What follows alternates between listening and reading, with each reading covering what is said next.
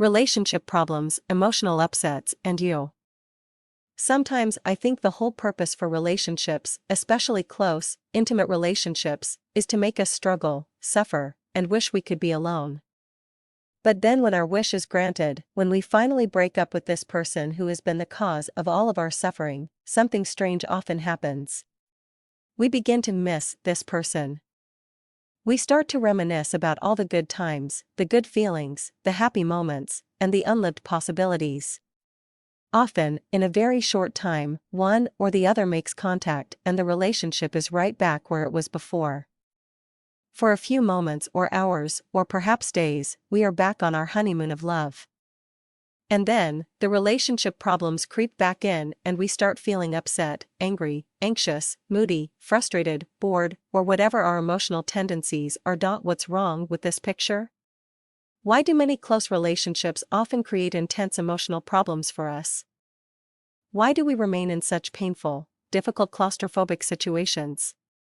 And, once we react in anger, gain the courage, develop the insight to take charge of our own life, and begin to move on, why do so many of us return right back into the lion's den? The answer is quite simple.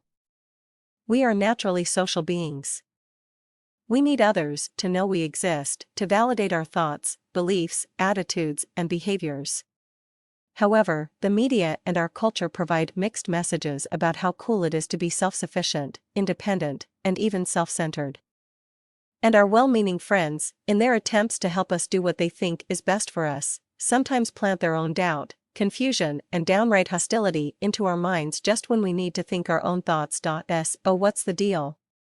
Why bother to get close to someone if it's only going to cause suffering and unhappiness?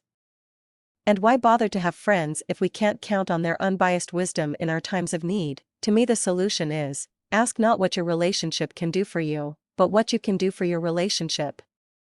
How would your relationship change if you practiced this principle? When your partner is not behaving appropriately and is hurting you unnecessarily, what would happen if you applied this new way of thinking? How might you respond in any relationship problem if your first concern is what you can do for your relationship, rather than what the relationship is doing or not doing for you? It boils down to this. What do you believe is the purpose for your relationships?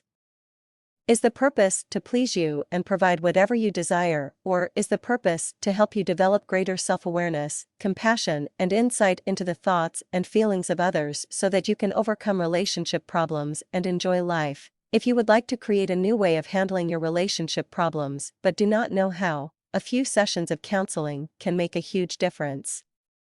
Seek out a qualified therapist and discover new possibilities for enjoying love and intimacy, perhaps for the first time in your life.